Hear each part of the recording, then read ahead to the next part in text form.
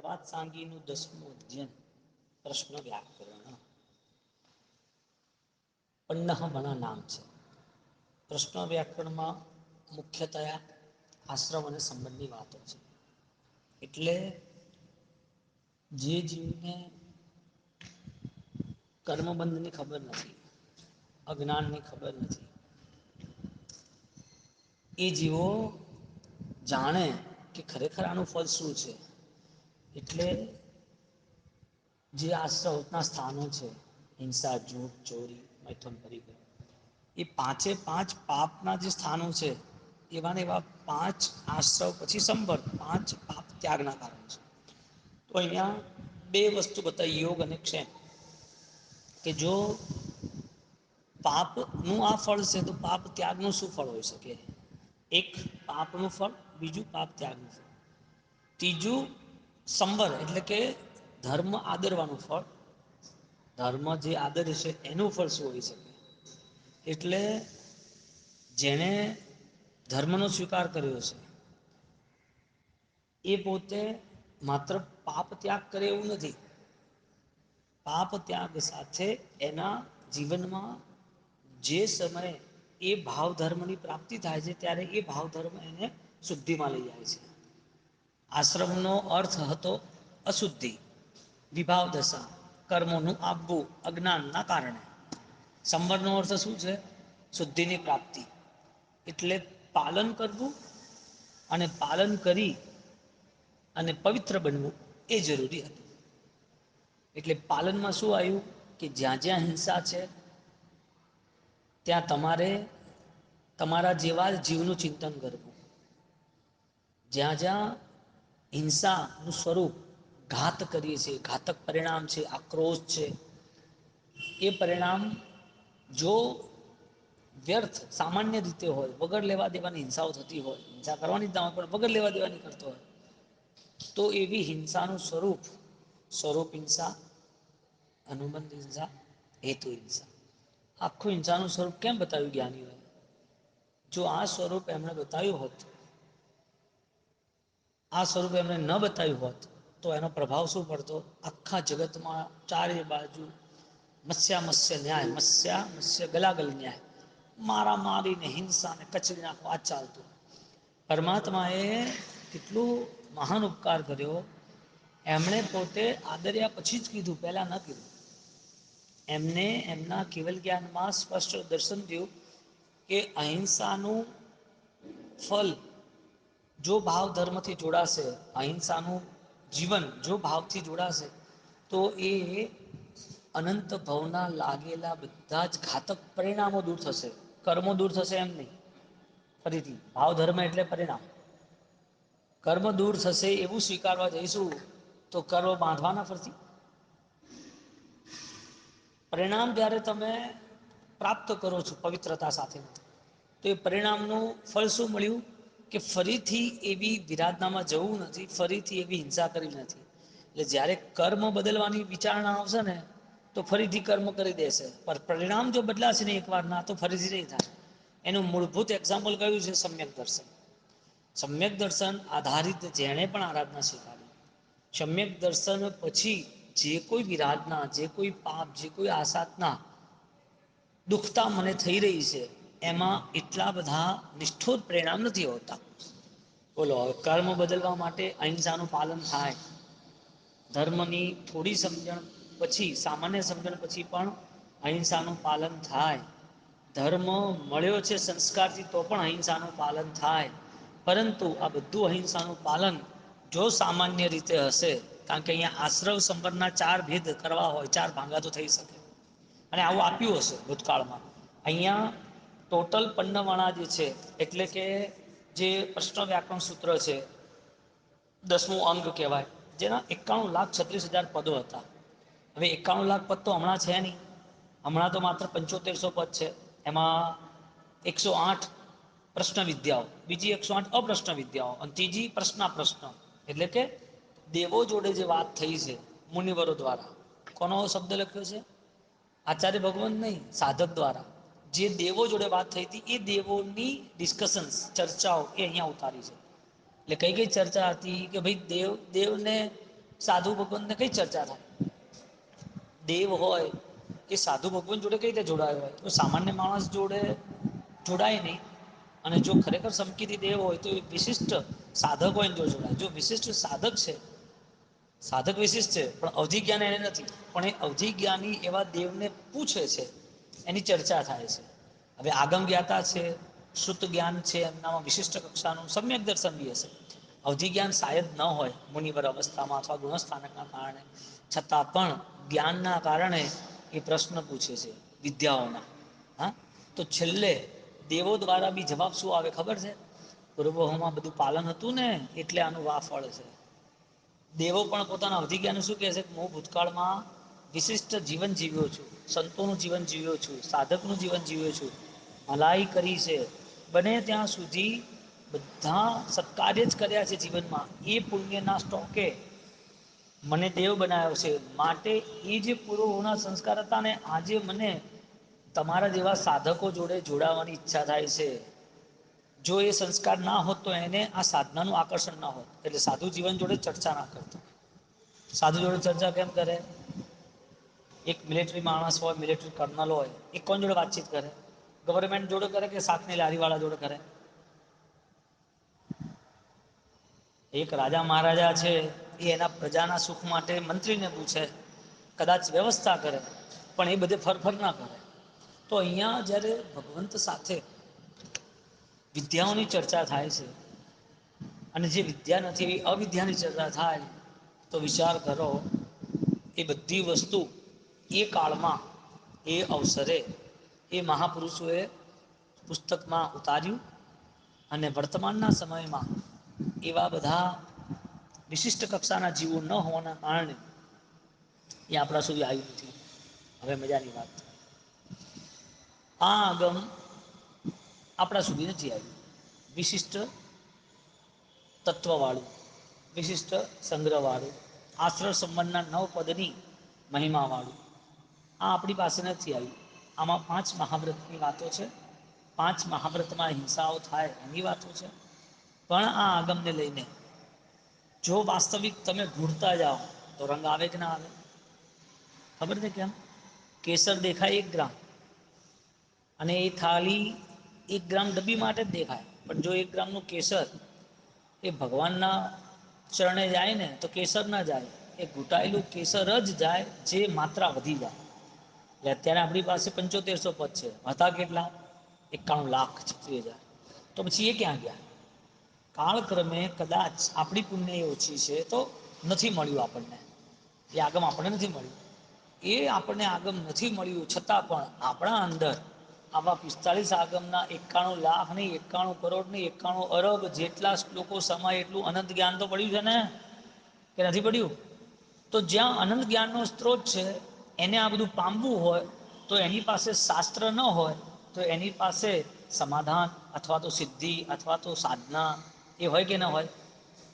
જો આ અહીંયા આટલા 91,00,000 શ્લોક ઉતાર્યા હોય તો જેની પાસે ક્ષર સંશુ ન કરે, તો મુનિવર જ્યારે પ્રશ્નોત્તરી કરે છે તો અવધિ જ્ઞાન પામેલા દેવ, સાધના કરતા હોવા મુનિવર, એ બેની ચર્ચા કઈ હોઈ શકે? એ બેની ચર્ચા કઈ હોઈ શકે? એ પૂછે ને કે ભાઈ તમારા અવધિ જ્ઞાનમાં હિંસાનું ફળ શું છે? જેને જેને હિંસા કરી, જે જે વ્યક્તિઓએ, એને શું શું ફળ મળી રહ્યા છે? જેને સત્ય વચન આદર્યું છે એને કોણ કોણ સહાયતા કરે છે? એટલે દેવ છે ને બધા જવાબ આપે છે કે અમે 5 મહાવ્રતના આરાધક એવા, જે પોતે પોતાના અધ્યાત્મમાં લયલીન છે, જેને અપૂર્વ નિદ્રાઓ કરી છે, જેનું પોતાનું જીવન મહામંગલમય છે, જે કોઈ પણ સંસારના ભૌતિક પદાર્થોને જોડાતો નથી, ભૌતિકતાથી જોડાતો નથી, એવા એવા પવિત્ર આત્માઓથી અમે આકર્ષિત થઈએ છીએ. બોલો હવે દેવાવિત્તમ નવમ સંતિ, દેવો પણ સાધકની સાથે ક્યારે જોડાતા હોય? સાધક ક્યારે બનતો હોય? સાધનાઓ સ્થિર ક્યારે રહેતી હોય? એ સાધકનું લક્ષ્ય સાધ્ય મજબૂત બને ને ત્યારે આ જે રેન્જ છે, ઉર્જા છે ને, એ દેવોને પ્રભાવિત અને આકર્ષિત કરે. હવે જેને સાધના કરવી છે એને કયો દેવ નડે કઈ નજર નડે? જેને વાસ્તવિક પરમાત્માનો ધર્મ સમ્યક દર્શન સાથે આરાધિત કરવાનો હોય, જેનું આંતરિક બળ અજબ ગજબનું હોય, એને કયો દેવ ઉપદ્રવ કરે? અને કરે ને તોય સરેન્ડર થઈ જાય એની સાધનાથી. દાદા ગુદેવ રાયચુરી મહારાજને કેટલાય દેવો સરેન્ડર થયા, પણ સાધનાનો પ્રભાવ. પ્રભુ મહાવીર સ્વામી તો છે જ. આજે એવા કેટલાય સાધકો છે કે એમને કોઈને કોઈ માતાજીનો ઈષ્ટ, કોઈ દેવી દેવતાનો ઈષ્ટ છે. સંસારી શું કે એને માતાજી આવે ને ઈષ્ટ છે. એ માણસ છે ને અલિપ્ત હોય, એને ઈષ્ટ છે એનો મતલબ એનો દુરુપયોગ ન કરે, ચમત્કારો ન બતાવે, અહંકાર ના કરે. આ બધી વસ્તુ એ પોતે જગતના કલ્યાણમાં એટલે સ્વપદના કલ્યાણમાં. હવે બોલો પ્રભાવ કોનો છે? ભક્તિનો. આજે કોઈ 5 મહાવ્રત નથી પાળતું, પણ પરમાત્માની ભક્તિમાં એકાકાર છે.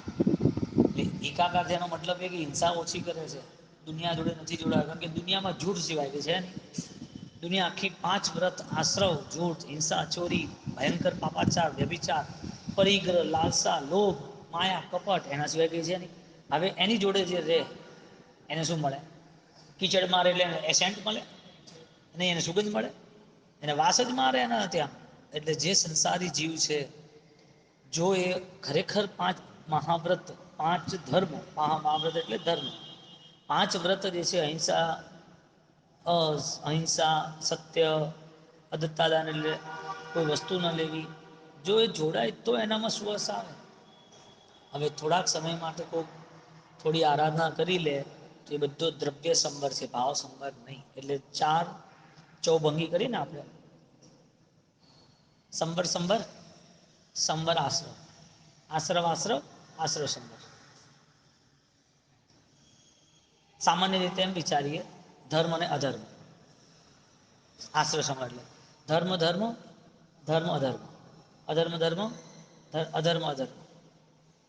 એટલે પછી દ્રવ્ય મૂકી દેવાનું, દ્રવ્ય ધર્મ, દ્રવ્ય ધર્મ, દ્રવ્ય ધર્મ, દ્રવ્ય અધર્મ, ભાવ ધર્મ, ભાવ અધર્મ, ભાવ અધર્મ, ભાવ અધર્મ. 4 ભંગી થઈ ગઈ. આ તો 4 બનાવી છે આવી: પુણ્યની બંધુ પુણ્ય, પુણ્યની બંધુ પાપ, પાપાની બંધુ પુણ્ય, પાપાની બંધુ પાપાની બંધુ પાપ. દરેક જગ્યાએ તમે એનું બ્રોડકાસ્ટ કરો ને, વ્યવહાર નિશ્ચયની જેમ ચતુર્ભંગી થાય ને, આ ચતુર્ભંગી કરો 3 હોય તો 9 થાય, 12 થાય તો પિક્ચર ક્લિયર. કારણ કે ઘટાવાની દ્રષ્ટિ આવી ગઈ ને, નજર ખુલી ગઈ આપણી. હવે જેણે દ્રવ્ય આશ્રય આરાધવી છે, દ્રવ્ય આશ્રય એટલે ધર્મક્રિયા. ભાવ આશ્રય અંદર તો વિરાધનાઓ પડી છે, એટલે બહારથી સારી ક્રિયા છે, પણ અંદર ખોખલું છે. અંદર બધો સડો પેદા થઈ ગયો છે, વાયરસ ખૂબ છે, હળી જવાનું છે. બહારથી દરવાજો કેવો સારો લાગે, પોલિશ મારેલો, અંદર ઉધઈ હોય તો કેટલો ટાઈમ લાગે? 1 લાત મારો એટલે બહાર બધું દેખાય છે ખાલી સારું. જે દરવાજો છે એ ખાલી દેખાય છે, વાસ્તવિકતા નથી. કોઈ માણસ ઓફિસમાં સામે બેઠો હોય, અથવા ઘરમાં તંદુરસ્ત સામે બેઠો હોય, અને બેઠા બેઠા અવાજ હાવ ધીરો આવે, હેડે ધીરે, તો કે બેઠા ત્યારે તો સારા લાગતા હતા, આમ હેલ્ધી લાગતા હતા, વ્યવસ્થિત કપડાં વપડા પહેર્યા, તે વગેરે. પણ બોલો ત્યારે ખબર પડી કે તમને કોઈ બીમારી તો કે કેન્સર છે કે શું કે કેન્સર છે કે હવે દેખાય છે બહારથી બધું સારું, કપડાં બપડા કે આભૂષણ બાભૂષણ બધું પહેર્યું છે, એને આનંદ જ નથી આ બધી વસ્તુમાં. કારણ કે મહિના પછી છે ને એનું મોત નક્કી છે. બોલો, અંદરથી સડો હોય અને બહારનું સુંદર હોય તો બલવાન કેવી રીતે કહેવાય? બહારથી ધર્મ ક્રિયા હોય, બહારથી પુણ્યના કાર્ય હોય, સામાન્યથી આશ્રવ પાપ નથી કરવા એવી બુદ્ધિ હોય, પણ અંદર તો પાપ પડ્યા હોય. એટલે અંદર જો પાપ પડ્યા હોય તો એને ક્યાંથી મેળ પડે ભાઈ? આશ્રવ એટલે બહારથી આશ્રવ એને પછાડે, બરોબર? એટલે આશ્રવ આશ્રમ, બારે આશ્રમ ને અંદર આશ્રમ, એ તો ફેલ જ છે. બહાર પણ પાપ છે, અંદર એ પાપ છે. જે એને અનુષ્ઠાન પ્રિય નથી, એ જે કરે છે એને થોડુંક કંઈક કરતો હોય તો ઠીક છે. બહાર આશ્રવ, અંદર આશ્રમ. હવે બહાર આશ્રમ, અંદર આશ્રમ નથી, અંદર સંવર છે. એટલે બહાર અધર્મ છે પણ અંદર ધર્મ છે. એટલે એની આંતરિક સ્થિતિમાં એવું છે કે આજે પાપ થઈ રહ્યું છે, પણ હવે ન કરું તો સારું, ન થાય તો સારું, નથી કરવું મારે પાપ. એટલે જે પાપ ન કરવાની ભાવના છે, આંતરિક સંબર જેને નિશ્ચય કહીએ, એ અંદર જે ધર્મની ભાવના છે એ એને થોડાક સમય માટે 100%માંથી 2-5% કદાચ પાપ કરાવે ને તો પણ એ પાપ છોડાવે. આંતરિક સંબર કોને કહેવાય? ભ્રમને ના કહેવાય. બોલ્યા કરે કે મારા ભાવ તો બહુ સારા છે, પણ શું થાય, કરવું પડે. આ કરવું પડે તો અહીંયા કરમ ને દુનિયાદારી ને એ તારો હગો નથી થતો, એ બધા ફળ ભોગવવા પડે છે. ભગવાન થયા તોય કરમના ફળ ભોગવ્યા છે. દેવોના અભિષેકો થયા, કરોડો દેવી દેવતા તોય ફળ ભોગવવા પડ્યા છે. ડિક્લેર થઈ ગયું તું. મોટેથી બોલો, મોટેથી બોલો. હા, ના થયો ને. આંતરિક સંબંધ ભ્રમ થઈ ગયો. આંતરિક સંબંધ અર્થ ક્યાંથી ઘટે? આંતરિક સંબંધ કોને કહેવાય? પાપ નવી તીવ્ર ભાવે કરે, જેને નવી ભવ આવે. ઉચિત સ્થિતિ સેવી સદા તે અનુમોદવાના. પોતે પાપ નથી કરવાની ઈચ્છાથી એને ઇમરજન્સીમાં કરવું પડ્યું છે. એ ઇમરજન્સીનું એનું પાપ એ જલ્દીથી જલ્દી કેમ છૂટે એ રસ્તે ચાલે. એનું નામ બાહ્ય આશ્રવ, આંતરિક સંબંધ. એટલે અંતરની જતના પહેલી બતાવી. જે જયાથી સમગી દીપે વળી દીપે તેના પણ તેમાં પણ કારણથી જઈના તેના અનેક પ્રકાર. જો શાસ્ત્રને ઘૂટ્યું હોય તો એ સ્થિર થઈ શકે, બાકી નહીં. અને સ્થિર થવાનું મુખ્ય એક જ કારણ છે, દુનિયાની દ્રષ્ટિથી જીવશો નહીં. દુનિયાને દેખીને દુનિયાના વ્યવહારમાં જવું નહીં. કારણ કે દુનિયા 18 પાપસ્થાનકો, ભયંકર મિથ્યાત્વ, ભયંકર રાગ દ્વેષથી ભરેલી છે. એટલે એ લોકો પહેલું આ લાવશે ને તમને એમાં જોડશે. એટલે આપણે દ્રષ્ટા ભાવ બનવું, એને ઓળખતા શીખવું, અને એને જીવને પ્રસન્નતા વધે, એની આત્માની સ્થિરતા વધે, એ વચન બોલી અને ખસી જવું. અંતર મનથી આંતરિક સ્થિતિનું વધારે ને વધારે નિર્માણ કરવાનો અવસર છે. આ સાધના જીવન આંતરિક નિર્માણ માટે છે. અને એ આંતરિક નિર્માણની પરીક્ષાઓ આવા બધા બાહ્ય વ્યવહારોથી થાય છે. જેને આપણે ચોમાસું કહીએ, બાહ્ય ઉપધાન કહીએ, બાહ્ય નવાણું કહીએ, બાહ્ય સંઘ પેદલ યાત્રા કહીએ. એટલે કોઈ પણ ક્રિયાનું ખંડન નથી બતાવ્યું, પણ આંતરિક જો ખંડન હશે તો કોઈ પણ ક્રિયા ફલીભૂત પણ નથી. અંદરથી જાગૃતિ નહીં હોય તો બહારની ક્રિયાઓ પણ વેઠ સમાન છે. છોકરો લેસન લખે, પેપર આપીને આવે, એને પાસ ના થાય શું કરવાનું? થોબારો હા, એ પેપર લખવા જાય, 1 વર્ષ ભણે પણ પાસ ના થાય તો એવી મહેનત કોઈ કામની. એ આરાધના કરે છે, અને આરાધના કર્યા પછી એ આરાધનાનું ફળ જ ન મળે, એનો અંતર તૈયાર જ ના થાય, એના દોષ ક્ષય ના થાય. દોષ ક્ષય ના થાય તો કઈ રીતે ચાલે? એને શું મળે? કે મળે કોઈ સંભાવના શેમાં હોય? જેમાં યોગ્યતા હોય એમાં સંભાવના હોય. કઈક વસ્તુ ફલીભૂત ક્યારે થાય? જરા એના ઉપર પ્રક્રિયા થાય ત્યારે. એટલે પ્રક્રિયા થાય એટલે ફલીભૂત થાય કે વ્યવસ્થિત સત્ય માર્ગ ઉપર પ્રક્રિયા થાય, સાચું હોય, યોગ્યતા ઉપર પ્રક્રિયા થાય. યોગ્યતા પર પ્રક્રિયા થાય તો ફલ મળે, બાકી ના મળે. સોનાનું આભૂષણ બનાવવું હોય તો એને પીગળાવી શકાય. તમે માટીને પીગળાવો ને કહો માટીનું આભૂષણ બનાવો, માટી પીગળે થોડી. માટી થોડી પીગળે. બોલો, આત્મધર્મની જે શક્તિ છે, આત્મધર્મની જે શક્તિ છે, એ આત્મધર્મની શક્તિ એ આંતરિક સંબર બતાવ્યું. એટલે છે ને, જે લોકો નિશ્ચયાભાસ જેને કહેવાય, સંબર ભાવમાં હું છું એવો જે ભ્રમ છે ને, એ હું નામ જ એના માટે દુઃખદાયક છે. હવે આશ્રવ 12, આશ્રવ 15 એટલે અધર્મ. અધર્મ 12 થી અધર્મ વ્યવહારિક કરવું પડે, કરવું નથી. અત્યારે આ ચેન્નાઈમાં પાણીની તકલીફ હતી, પૂર આવ્યું, બધા લાઈટો બંધ હતી. હવે બેટાને બધું બધું કરવું પડે, બધું જ કરવું પડે છે. શું કરે? 4 દિવસ એ લોકો ભૂખ્યા રહ્યા. રોજ જે ખાતા એ ખાય, જેને જે આપ્યું લાવ ને. આખી રાત કઈ લીધું નથી. 24 કલાકથી કંઈ ખાધું પીધું નથી, કોઈ હાલવા આવ્યા નથી. આપણે આ લોકોને મોકલ્યા કે ભાઈ તમે એકવાર ભાત તો આપ્યા હો વઘારેલા, તો એ રાજી રાજી થઈ ગયા. રોજ જે લોકો 25 વસ્તુ ખાવા વાળા, એને કંઈ નથી મળ્યું, ચલાવી લીધું ને. હા, જે મળે ચાલશે, તું પેટ ભરવું છે ને એ રાગ કરે. એમ સંબર જે આંતરિક સંબર છે, એનો નિયમ જ આ છે કે બાહ્ય દુનિયાના વ્યવહારોમાં એ વિરક્ત હોય. ના હોય એવું નહીં. કર્મોના ઉદયથી બધા પ્રસંગો, બધા સંયોગો મળવાના જ છે. કંઈ નહીં મળે તો છેવટે શરીરનું દુઃખ મળશે. કંઈ નહીં મળે તો જીવનમાં એને પોતાને કોઈને કોઈ પદાર્થ દુઃખી કરશે, શું કરશે? એનું શરીર એને દુઃખ આપશે તો એનું માથું એને ખૂબ દુખતું હોય, દાંત ખૂબ દુખતો હોય, હવે કરવાનું શું? આશ્રમમાં રહેવું કે સંબરમાં રહેવું? એમાં કોણ ઉપદ્રવ કરે છે? દાંતમાં દુખાવો થાય તો એમાં કઈ પરિસ્થિતિ હોવી જોઈએ મનની? આશ્રમની કે સંબંધની? હિંસા, દ્રવ્ય હિંસા જે બતાવી ને એને ભાવ હિંસા બી બતાવી. એટલે ભાવ સંપર એટલે બતાવ્યું કે તારા આત્માના જે ગુણો અનંત અનંત છે, શાશ્વત છે, એ બધાને ભૂલી અને આ નાના નાના દુઃખોમાં ક્યાંય અડગી ના જતો, નાના દુઃખોમાં આત્માનું વિસ્મરણ ન કરતો. આ બધા દુઃખો આજે મળ્યા છે, જતા રહેવાના છે, કારણ કે અનંતા દુઃખ જતા રહ્યા એના મેતે. સમય આવ્યો એટલે અનંતા દુઃખ જતા રહ્યા. હવે કયા દુઃખો ઉપર નજર રાખે તું? અને બીજું, આના જેવું મંગલમય જીવન કોઈ હોઈ શકે?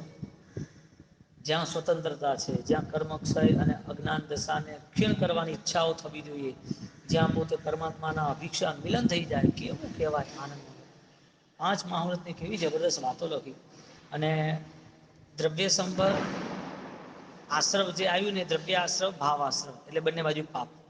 દ્રવ્ય આશ્રમ એટલે પહેલું પાપ, અને ભાવ સંવર આવ્યું એટલે અંદરથી જાગતો. બીજું હવે આવે છે દ્રવ્ય સંવર, ભાવ આશ્રવ. દ્રવ્ય સંવર એટલે બહારથી દ્રવ્ય સંવર, બહારથી હિંસાનું પાલન હોય, અરે અહિંસાનું પાલન હોય, હિંસા ના કરે, જૂઠ ન બોલે, એટલે મિથ્યા તો અવસ્થામાં એ પોતે બધી આરાધના કરે, દ્રવ્ય સંવર, વિરાધના ના કરે, પુણ્ય બંધ થાય પણ શુદ્ધિ ન મળે, નિર્જરાના થાય. એટલે દ્રવ્ય સંવરમાં ધર્મ આવ્યો, પણ ભાવ આશ્રવ છે પાછો, એટલે અંદર તો પાપ પડી છે. અને છેલ્લે દ્રવ્ય સંવર, ભાવ સંવર, પાપ કરવાની બુદ્ધિ નથી અને પાપ કરવા જતો પણ નથી. એટલે થઈ જાય ને તે કેવું હોય? સામાન્ય અવસ્થા જેવું, સામાન્ય અવસ્થા. એટલે પાપ તરીકે જ્ઞાનીઓએ ક્યાંય કોઈ જગ્યાએ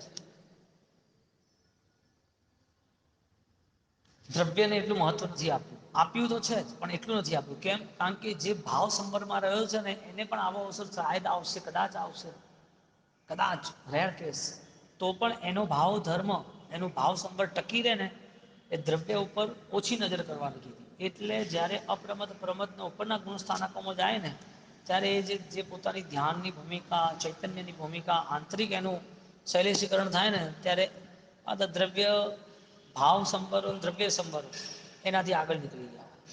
એટલે ધર્મ તરીકે બાલ જીવ માટે આ બધા અનુષ્ઠાનો બતાવ્યા, એના પરિણામને બદલવા, વિચારોને બદલવા. અને જ્યારે વિચાર બદલાય એટલે એક વિચાર એવો આવે કે આ બધી વસ્તુ દ્રષ્ટાભાવ બની જાય. બધી વસ્તુ દ્રષ્ટાભાવ બની જાય.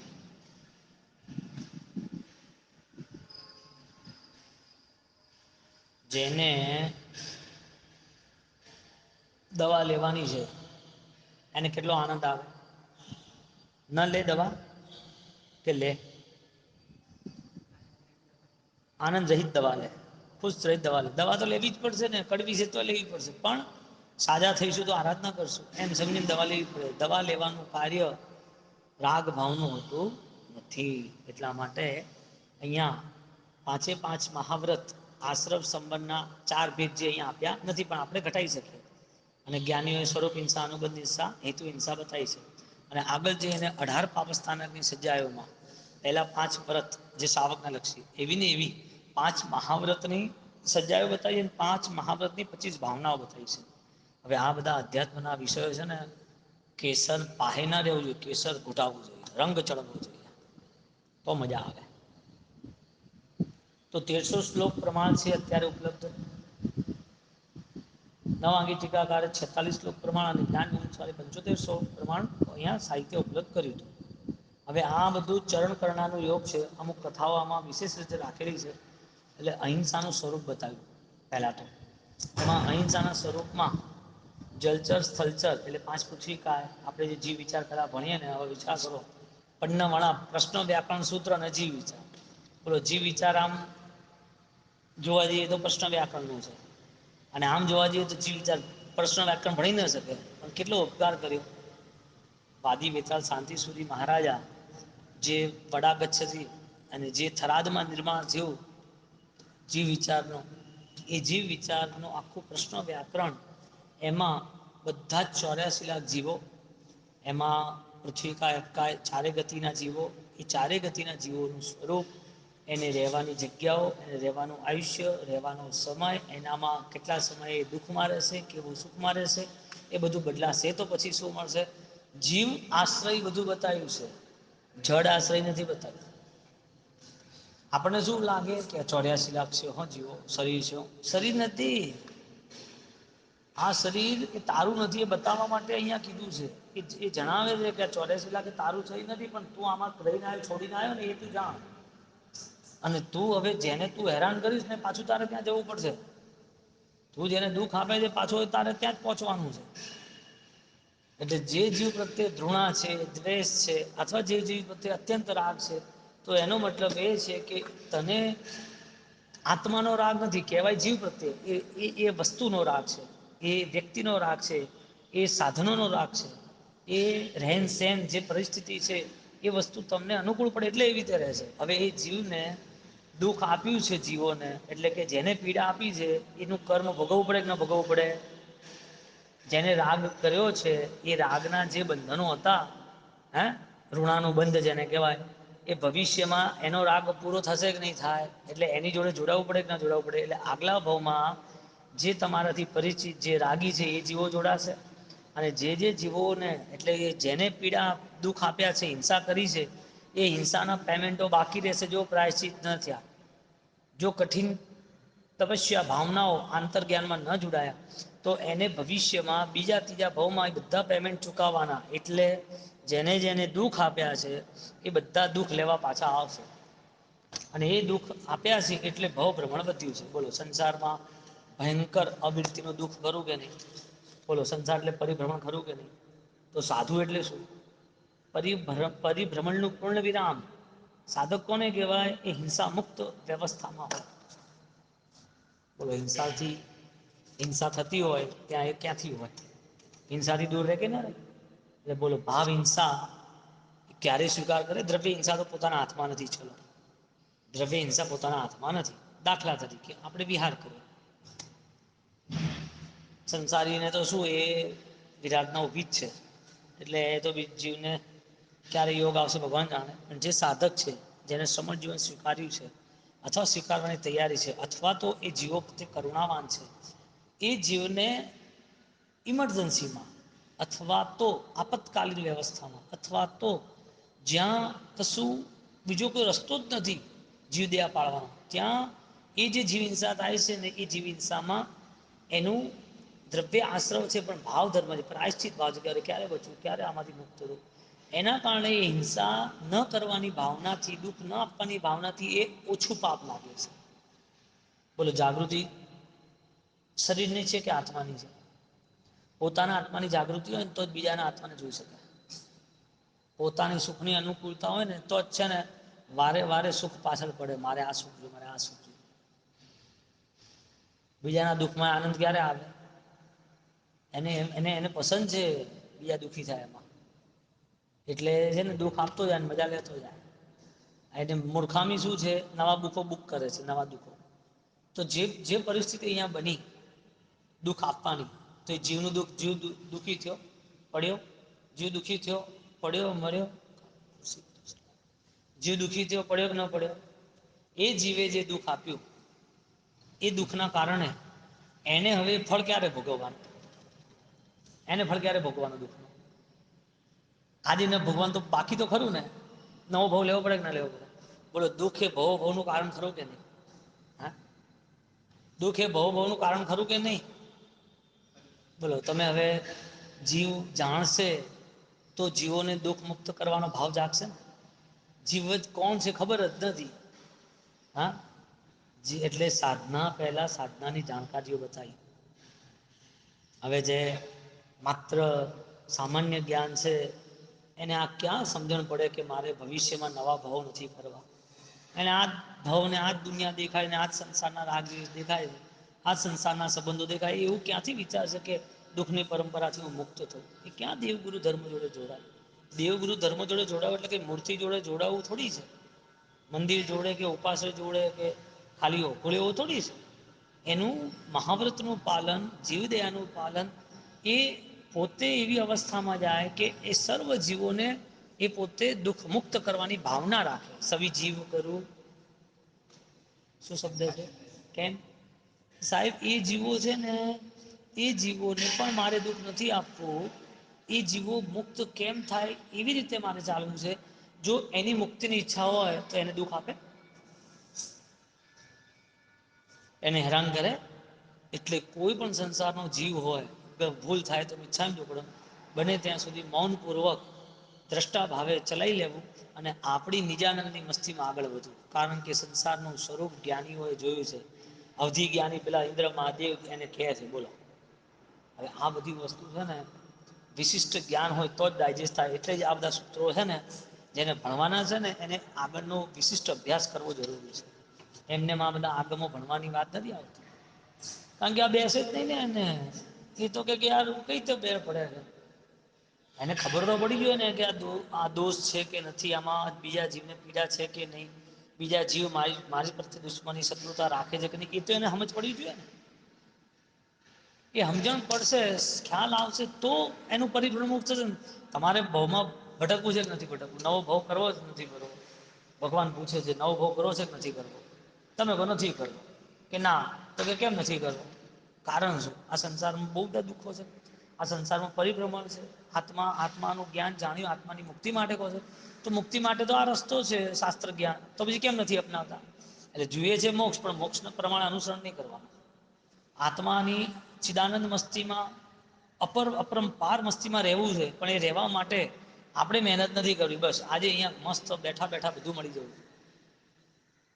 તો કોઈને દુઃખ આપવું અથવા કોઈ આપણા થકી દુઃખી થાય, અજાણતા બી દુઃખ હોય તો ઈચ્છા જોડે બતાવ્યું. કેમ અતિચાર પહેલા પાંચે પાંચ આ રીતના બતાવ્યા, જાણતા અજાણતા એ લોકો માટે બતાવ્યું ને. કેમ બતાવ્યું? કેમ આપણા માટે પક્ષી સૂત્ર આટલું વિશિષ્ટ બતાવ્યું? એક સે એક બડકર એક સૂત્ર બતાવ્યા. આખા પક્ષી સૂત્રને તમે હાલવા દેવો? અને એ જ્યારે ભાવમાં જવાની વાત આવે, પહેલા પ્રાંતિપાતમાં દબ્બો કિત્તો કાલો ભાવો, બોલો કેવી રીતે કહ્યું? દ્રવ્યથી, ક્ષેત્રથી, કાળથી, ભાવથી છેક સૂક્ષ્મ સૂક્ષ્મ લઈ ગયા. આજે તમે જે જીવન જીવો છો એની વાત જ નથી. જે તમારા અંદર પૂર્વભવનું બધું પડ્યું છે એની વાત છે. અને એ અંદર જે પડ્યું છે તું નથી, એના માટે હજી આગળ જા. બોલો તું કોણ છે? કેવી ઓળખ બતાવી? પાંચ મહાવ્રતના અહિંસાના પાલનથી. બોલો આખો સંસાર હિંસા ઉપર ઉભો જ નથી. જૂઠ ઉપર ઉભો છે કે નથી ઉભો? ચોરી ઉપર ઉભો છે કે નથી ઉભો? અસદાચારી ને પરિગ્રહ લાલસા ઉપર ઉભો છે કે નથી? એના વગર સંસાર ચાલે? અને સાહેબ એના મોઢા પરથી ખબર પડે કે એનામાં આટલો આક્રોશ છે, આટલું ભારી કર્મ છે. એના વચનો પરથી ખબર પડે. એટલે છે ને આવા બધા જીવો પ્રત્યે કરુણા રાખી જો એ આત્મધર્મ પામે તો બેસ્ટ છે. નતર એવા જોડે સંગ ન લગાવશો કે જેમાં આપણો આત્મધર્મ જતો રહે. છોડતા રહેવું, ફ્રી થઈ જવું, આનંદ. મગજમાં કોઈ વાતો તો ના રહે, મગજમાં કોઈ ઘટના તો ના રહે, એ વ્યક્તિને વિશે કોઈ દ્વેષનો રાગનો પરિણામ તો ના રહે. તું રાજી રહે ને ભાઈ. કારણ કે રાજી તું રહીશ એ તારા જ્ઞાનથી રહીશ, દુઃખી રહીશ તો તારા અજ્ઞાનથી રહીશ. તારા કર્મ જે છે એના કારણે તું કંઈક કરી રહ્યો છે, તેમાં કોઈ નવાઈ નથી. તું મને માન આપે કે મારું અપમાન કરે, એમાં કોઈ નવાઈ નથી. એ કર્મનો ઉદય છે. એ મારા કર્મનો ઉદય છે, એ પણ જતો રહેશે. એટલે હું અહીંયા ઊભો નહીં રહું માન અપમાનમાં. હું માન અપમાનમાં મારા વિચારોને બ્લોક નહીં કરું. કારણ કે એ વિચાર મારા જેવા બ્લોક થશે એવો હું બ્લોક થઈ જઈશ. તો મારું પરિભ્રમણ મારે ઘટાડવું છે. એટલે પહેલો પ્રશ્ન છે આત્મા યાદ આવે કે નહીં? આત્માને સાધક અવસ્થામાં સાધ્ય તરીકે લઈ જવો છે કે નહીં? આત્માની શક્તિઓ વિકસી છે, એ સભાનતા, જાગૃતિ, ચૈતન્યતા આપણને ખબર પડે છે કે નહીં? આપણો આત્મા પરમાત્મા તુલ્ય છે. તો એવી જો અનંત શક્તિઓ, અનંત જ્ઞાન, અનંત દર્શન એ આપણામાં છે તો પ્રગટ થઈ કે ન થઈ? આપણે આત્માની શક્તિનો માર્ગ અપનાવ્યો છે. તો આત્માના શક્તિનો માર્ગ એમાં આપણે ચાલીએ છીએ, અનુસરણ કરીએ છીએ. તો આપણને એ અનુભવ થાય છે કે નથી થતો? સીધો પહેલું જ આસ્તિક્ય પદ આવે છે. આત્મા છે કે નહીં? એગો મેં નથી કોઈ ના મન સક સહી એવમ અધિન મનસો અપણ મનુ સાસઈ એગો મેં સાસો ના દંસણા શું બોલો? સૈસામાં બાહિરા ભાવા, બધા બાહ્ય ભાવો છે. શેષામાં બાહિરા ભાવા સભ્ય હવે ક્યાં આ ભાવના સાથે 10 મિનિટ ચિંતન કર્યું હોય, એ ચિંતન કર્યું હોય ને એનો મતલબ જ એ ઊંઘ ના આવે. આ શું કે આવું ચિંતન કરીને ઊંઘી જવાનું શું કે શું કે આવું ચિંતન કઈ સંતારો કરવાનો કે આવું ચિંતન કરે એને ઊંઘ ના આવે. આત્માની જાગૃતિ છે ને, એટલે વ્યવહારિક ઘટાવું કેવું ઘટમાળ કેવી સેટ કરી કે આવું ચિંતન કરે એટલે આપણને બહુ શાંતિથી ઊંઘ આવી જાય, સરસ ભગવાનના સપના આવે, સરસ આપણે આરાધનામાં રહીએ 6-8 કલાક, આપણને ખૂબ શુભ ભાવનાઓ રહે. શુભમાં ક્યાં રહેવાનું છે જીવડા. તને એમ થાય ને ચાલતા ચાલતા ચાલતા ચાલતા મને આ સવારે વિચાર આવ્યો છે આત્મા કે જાપ કરતા રહીએ, એક પણ વિચાર બીજો ના આવવો જોઈએ. તો જાપ કરતા કરતા બીજો વિચાર આવે તો ફરીથી સ્ટાર્ટ કરું. કદાચ આજે 2 કલાકનો જે જાપ છે 4 કલાક થઈ જશે તમારી જાગૃતિના કારણે, એલર્ટનેસના કારણે. તો એ જે જાગૃતિ છે ને આજે 4 કલાક છે ને કાલે 4 નહીં થાય, 3 થશે, આગળ 2 ના 2 જ થશે, પણ જે પહેલા કરતા હતા એની આખી જાગૃતિ આખી બદલાઈ જશે, આખી એની ઇફેક્ટ બદલાઈ જશે. એટલે વિચાર એમ આવ્યો કે એક નાનું બાળક એ માને ઓળખતો નથી, મામાં બોલતો નથી, એ પોતે ચાલે ચાલે તો સામે છે ને એ મમ્મીને પકડી લે છે. એ રોતો નથી, એ હસતો હસતો પકડી લે છે. હવે હસતો હસતો પકડે જ્યારે, તો હસતા હસતા જ્યારે પકડે તો એનો મતલબ એ છે કે એને સુરક્ષા મહેસૂસ થાય. તો જ્યારે પરમાત્માને જ્યારે આપણે જો સમજીએ અને પરમાત્માની જ્યારે ભક્તિ માટે આપણે જોડાઈએ, તો પરમાત્માની ભક્તિને જોડાતા જોડાતા ખરેખર એ અનુભૂતિનું મિલન થાય કે ના થાય. એનો મતલબ એ છે કે જે અધ્યાત્મનું કદમ માંડ્યું છે, એગોમે નક્કી નામ અનુસર એ અધ્યાત્મનું જે કદમ માંડ્યું છે, એ અધ્યાત્મના કદમ પર ચાલવા વાળાને જો ખરેખર અધ્યાત્મ મળતું હોય તો ચાલવાનું છોડાય? ક્યાં સુધી ચાલવાનું? પેલો બાળક એની મધરને પકડે છે, ચાલે છે, એની મધર દૂર થાય છે, એ ચાલતો જ રહે ચાલતો રહે, પકડાઈ ગયા પછી ચાલે? એમ પરમાત્માનું જે મિલનને અનુભૂતિનું સ્તર હોય, એ અનુભૂતિનું સ્તર જ્યારે એને મળવાનું હોય તો એ રોકાય? એટલે સંધારાપુરથી બોલીને સુવાનું હોય કે સંધારાપુરથી બોલે તો ઊંઘ જ ના આવે? ઊંઘ જ ના આવે, કારણ કે પરિણામનું સ્તર બદલાઈ ગયું ને. એટલે 2 અવસ્થા બતાવી, એક દ્રવ્ય આશ્રમ, એક ભાવ આશ્રમ. એક દ્રવ્ય સંવર, એક ભાવ સંવર. અને ચારેયની ચતુર્ભંગી જોવા ગયા તો ચારેયની ચતુર્ભંગીની અંદર દ્રવ્ય અને ભાવ આશ્રમમાં એ જીવે જો પોતાનું અંતઃકરણ નક્કી કર્યું હોત તો એને અનુભવ થાય જ. એટલે બાહ્ય જે પણ અનુષ્ઠાનો અને બાહ્ય જે વ્યવહારો છે ને, એ એના માટે આભાસ, એના માટે ભ્રમ સાબિત થઈ ગયા. એટલે અંતઃકરણ ન સુધી પહોંચ્યો, કારણ કે અંતઃકરણ પહોંચવાની શરત જ એ છે કે એના દોષોનો ક્ષય કરવાની તૈયારી છે. આ દોષોનો ક્ષય કરવો એ બાહ્ય ક્યાંથી જોડાય? હા, તો પ્રશ્ન વ્યાકરણ જ્યારે આપણને દ્રવ્ય હિંસામાંથી મુક્ત કરે છે, તો દ્રવ્ય હિંસાથી મુક્ત નથી કરતા, અનંત ભવ ભ્રમણથી મુક્ત કરે. હવે ભવ ભ્રમણનું મુખ્ય કારણ રાગ દ્વેષ છે. હવે એને એમ છે કે મેં હિંસાનો ત્યાગ કર્યો, થોડી ક્રિયા કરી, થોડું અનુષ્ઠાન કર્યું, એટલે મારી આરાધકતા વધી ગઈ. એટલે સંસારી જીવોમાં આવી બધી વસ્તુઓ એટલી બધી ગોઠવાઈ ગઈ છે ને, એની મેન્ટાલિટી એ બની ગઈ છે કે આપણે આ આરાધનાથી આગળ વધશું ને આ આરાધના આપણા માટે સીમિત એટલે યુક્ત છે, સારી છે. જ્ઞાની એમ કે છે આરાધના માટે જરૂરી બધું જ કરવાનું છે, પણ તારી યોગ્યતા છે એને તું કેમ ભૂલે છે? યોગ્યતા કેમ વિકસાવે છે? યોગ્યતા તું કેમ પાછો પાડે છે? જો તારી યોગ્યતા નહીં વિકસે, તારા પરિણામો નહીં બદલાય, તો યોગ્યતા વગર તને શું મળશે? કારણ કે એને તો સામાન્ય રીતે વ્યવસ્થા કરી દીધી. તો અહીંયા જ્યારે ભાવ આશ્રમની વાત કરે, દ્રવ્ય આશ્રમ, ભાવ આશ્રમ, ત્યારે એ આશ્રમ સંબર યુક્ત બતાવ્યા. શેના યુક્ત બતાવ્યા? કારણ કે દ્રવ્ય સંવર અને ભાવ સંવર એ બહુ ટોપ સ્થિતિ પર છે, ખૂબ ઊંચાઈ પર છે. હવે જે એ ગુણસ્થાનકનો સ્પર્શના કરે છે, એ ગુણસ્થાનકની સ્પર્શાને અંતર્ગત ભાવ આશ્રમની અંતર્ગત એને એના શુદ્ધ નિશ્ચયના સ્વયંના દર્શન જ્ઞાન ચારિત્રના અનંત સુખ દેખાય. એટલે બાહ્ય તરીકે જેને અનંત સુખ દેખાય છે, સામાન્ય સુખથી શું લેવા દેવા? સામાન્ય સુખ જે છે એ સુખ હજી સુધી એનામાં પડ્યું છે, એનું આકર્ષણ છે, એ ન એમાં ન રહ્યો એવું નહીં, એની જોડે ન હોય એવું નહીં, એ બધું છોડી દેવું નહીં. શરીરનું મોટામાં મોટું દ્રવ્ય સંબર છે, શરીર જ. તો શું છોડી દીધું સાધકે? લેકિન ભેદ બતાવ્યો. શરીર એ સાધક છે, પણ સાધક એ અહીંયા પૂર્ણ વિરામ નથી. સાધક એ સાધ્ય સાથે જોડાય છે. કયું સાધ્ય છે? કે મારી સાધના એ વિશિષ્ટ અનુભૂતિની થાય. એટલે જેટલો વ્યવહાર છે સંસારનો, સંસારની જેટલી વ્યવસ્થાઓ છે, એ વ્યવસ્થામાં અલિપ્ત દવા લેવા વાળો કેટલો પ્રેમથી દવા લે? કેમ?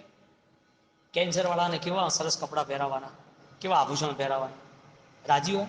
એમ સાધક જીવ હોય એનું સાધ્ય મજબૂત હોય સંસારની વ્યવસ્થામાં, એની કેટલી જાગૃતિ કેટલી હોય, એ ન કરે એવું નહીં, જવાબદારી બધી નિભાવે, ન કરે એવું નહીં. એટલે સાધુ જીવનની અંદર, સમજ જીવનની અંદર એમને પોતાને જ્યારે આ બધા સંસારી જીવોના ચાતુર્માસ છે, પ્રતિક્રમણ છે, અથવા કોઈ વ્યવહાર છે, કોઈ પણ એક પણ વ્યવહારનું ખંડન ન બતાવ્યું, પણ વ્યવહારનું પાલન એક શરતે બતાવ્યું કે જ્યાં જૈન શાસન આવીને ઊભું રહે છે.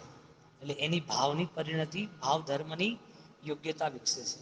બોલો, ભાવ ધર્મ વગર એક પણ ગુણસ્થાનકને સ્પર્શ ના કરી શકે? ચોથા પછી પાંચમા આવવું હોય ને તો એના માટે બતાવ્યું પ્રત્યાખાની અપ્રત્યાખાનીના ભેદ સમજ. પાંચમામાંથી છઠ્ઠામાં સાતમામાં જોવું પડ્યું તો પણ, કારણ કે ક્રિયા તો સેમ હતી પણ ખાલી પરિણામનો ગ્રોથ વધી ગયો. ક્રિયા તો સમાન હતી, પરિણામનો ગ્રોથ વધી ગયો. એ પરિણામનો ગ્રોથ વધારનાર કોણ? નિમિત્ત કારણ કે ઉપાદાન કારણ? હા, ઉપાદાન. તો પછી તો અહીંયા જ્યારે પહેલા વ્રત, પાંચ આશ્રમ 5 સંવત કૃષ્ણ વ્યાકરણ સૂત્ર, તો પાંચે પાંચ આશ્રમમાં જીવોની વિરાટ, જીવોની હિંસા જે કીધી એનું કારણ તારું પરિભ્રમણ છે. એનો તો જે આયુષ્ય છે, એનું જે કર્મ છે તો થવાનું છે. એટલે આપણા થકી ભાવ એ બતાવ્યો કે એ જીવને સુખ કેવી રીતે મળે એ બતાવ્યું. હું એને નથી મારતો એમ નહીં, એને હું દુઃખ નહીં આપું એમ નહીં, એને સુખ કેવી રીતે મળે. એટલે પાલન હતું, પણ પાલનની સિસ્ટમ કઈ હતી? જીવને સુખ આપવાની, સાતા આપવાની. આપણે શું કહીએ છીએ? હું એને દુઃખ નહીં આલું. તો તારી નજર પર જ્યારે કોઈ દુઃખી હશે, તું દુઃખ નથી આપતો, કોઈ દુઃખી છે તો એના પ્રત્યે દયા કઈ રીતે પાડીશ? જે જૈણાથી સંકિત દીપે વળી દીપે તેમાં પણ કારણથી જૈણા. હવે જૈણાનો પ્રકાર કયો સમજવાનો? તમે પાળો એ સમજવાનો કે તમારી સામે પણ બીજા જીવને ક્યાંય પણ બીજો જીવને પીડા થતી હોય તો તમે પુરુષાર્થ કરો કે, કારણ કે તમે તો એનાથી મુક્ત થવા માંગો જ છો, પણ બીજાને મુક્ત કરવાની ઈચ્છા છે.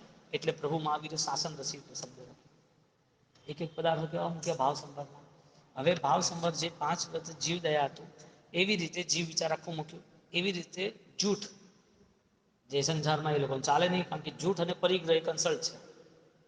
જૂઠ અને આસક્તિ છે ને, એને ભેગું કરવું છે ને, એટલે ભેગું કરવા માટે એને જૂઠ બોલવું જ પડે. એટલે ધન માટે જૂઠું, પરિવાર માટે જૂઠું, અને આસક્તિ માટે જૂઠું. એટલે અસત્ય બતાવ્યું. આશ્રવના ભાવમાં અસત્ય બતાવ્યું ને, તો અસત્ય કેમ બોલવાનું? કારણ શું? પરિગ્રહ, સંપત્તિ, પરિવાર, ધન, માન સન્માન. અંદર જવાની યાત્રા શરૂ ના થાય તો બાહ્ય આશ્રવો એને ક્રિયા કરાવે, પણ એને પરિણામલક્ષી શુદ્ધિ ના આપે. કારણ કે પરિણામલક્ષી શુદ્ધિ તો સરળતામાં, સ્વતંત્રતામાં છે. સ્વયંનું નિરીક્ષણ કરે ને. કયો પદાર્થ હતો? હૃદય નિહાળી જગત. કેવું નિહાળે છે? મહિમા મેરુ સમાન. બોલો, કેમ આસ્તિક્ય પદમાં પહેલું જ આત્મા છે અને નિત્ય છે પહેલું એ મૂક્યું? પહેલા એમ ના કીધું કે તું કર્મનો કરતા છે, કર્મનો ભોગતા છે. આ જે ચેનલ છે એ ઘૂંટાઈ જાય ને પછી છે ને, દ્રષ્ટા ભાવે આપણને બધી જ પરિસ્થિતિઓ છે ને સહજ થઈ જાય. કારણ કે સંસારનું સ્વરૂપ છે ગમન આગમન. તો આપને એવા વિઘ્ન એવા ધોવા એવા શું છે? સંસારનું સ્વરૂપ છે. તો એ તો ચાલવાનું છે. તો એમાં તારું સ્વરૂપ કેમ ભૂલે તું? તો અહીંયા જ્યારે બીજું વ્રત આવ્યું જૂઠ, એટલે અસત્ય તરીકે, સંવર તત્વ તરીકે આશ્રવ. તો આશ્રમના બીજામાં જૂઠ કેમ બોલવાનું? કયાના કારણથી? કામ શું હતું? છેલ્લે સ્વાર થઈને ઉભો રહ્યો. એવું ત્રીજું વ્રત હતું ચોરી. વસ્તુ હડપી લેવી, ભેગી કરી લેવી. પોતાનું ન હોય છતાં પણ રાખી મૂકવું. અને ચોથું વ્રત બ્રહ્મ. ચોથા વ્રતનું પાપ. માણસ જીવનમાં એને પોતાને બ્રહ્મ એટલે આત્મા શબ્દ બતાવ્યો. શું બતાવ્યો? હવે આત્મ શબ્દથી પવિત્રતા ઉપર જવાનું કીધું. બ્રહ્મચર્ય, બ્રહ્મમાં ચરવાનું, આત્મામાં રમવાનું. એટલે આત્માના રમણતામાં એને માટે ક્યાંય પણ પેલો ભેદ જ ન રહ્યો વિકારનો, વિકૃતિ જ ન રહી. હવે એવી પવિત્ર આંખો મળે અને એ પવિત્રતા સાથે એ આત્માના જ કલ્યાણની ઈચ્છા કરતો હોય તો એની દ્રષ્ટિ જે પૂતગલની હતી ને એ આખી દ્રષ્ટિ બદલાઈને એટલે એ ચેતનની થઈ ગઈ. ચેતન જ્ઞાન અજવાળીએ રે કાળીએ. કેમ? રાગનું સાધન છે આ. સંસારના સંબંધો એ રાગનું સાધન છે અને રાગની તીવ્રતા એ અબ્રહ્મનું કારણ છે. રાગની તીવ્રતા વધી ગઈ એટલે છેવટે તો રાગ કોનો આમ જોવા જાવ તો શરીર નો જ ને બીજું તો શું. અને એ ચામડાને ફાડો એટલે પૂરું કામ. શું મળે? એટલે છે ને એટલું બધું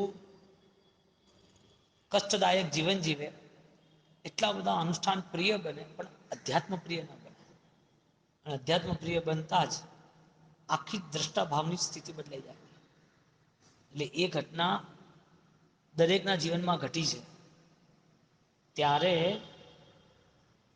ચોથી ઢાળમાં શું લખ્યું? દેવ કરે સાનિધ્ય. કયો શબ્દ લખ્યો? ચોથી ઢાળમાં. કેમ દેવ સાનિધ્ય કરે? જે નર વિરલા આદરે. વિરલ નર બતાયા. એક સમાધિ ભાવમાં રહે છે, સાધ્ય મજબૂત છે, સાધના નિરંતર સજાગ અવસ્થામાં છે, એવા જે મહાપુરુષો છે જેનું બ્રહ્મનું કેન્દ્ર સક્રિય છે, દેવો પણ તેને નમે છે. દેવ કરે સાનિધ્ય, દેવો એની સેવા કરે. અર્થ કયો બતાવ્યો? જો સામાન્ય અર્થ બતાવ્યો હોત ખાલી બ્રહ્મચર્ય તરીકે શરીર જ, તો સામાન્ય અર્થ આટલા મહાજ્ઞાની ક્યારેય ના બતાવે. કારણ કે એમને જ્ઞાનમાં જોયેલું છે આ બધી વસ્તુ. એટલે એમને ખબર છે કે કેટલાય એવા મનના પરિણામો છે જેમાં એને મૂળભૂત બદલાવ લાવવો પડશે. એટલે જ્ઞાનીએ બ્રહ્મ તરીકે આત્મા પણ ભાવથી નિશ્ચયથી બતાવે. બ્રહ્માત્મા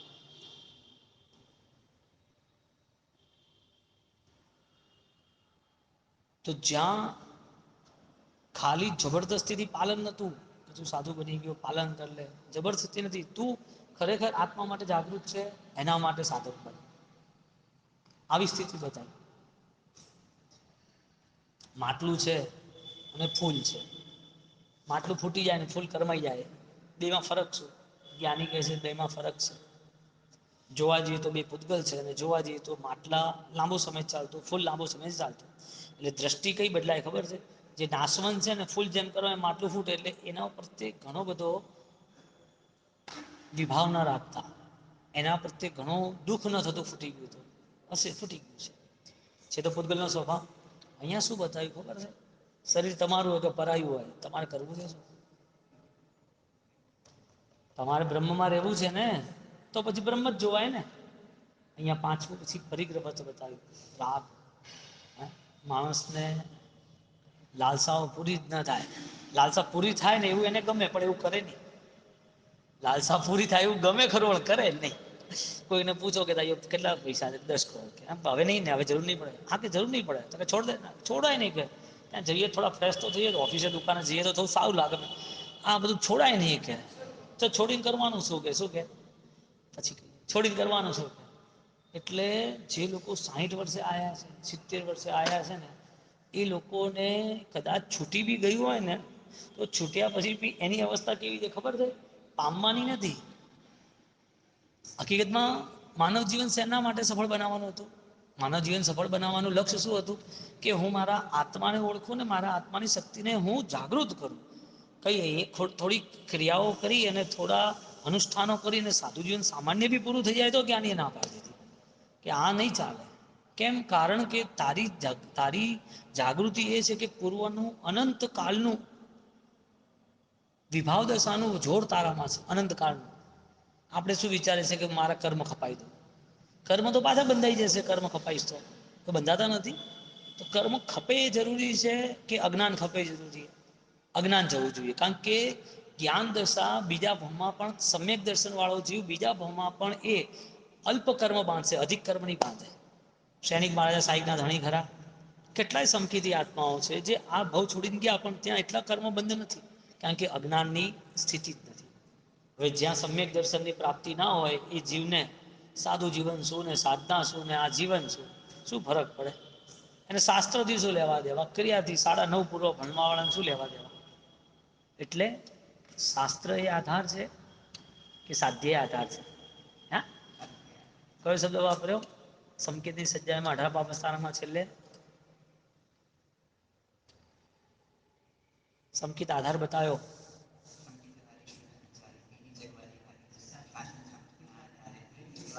શું કીધું ફરથી?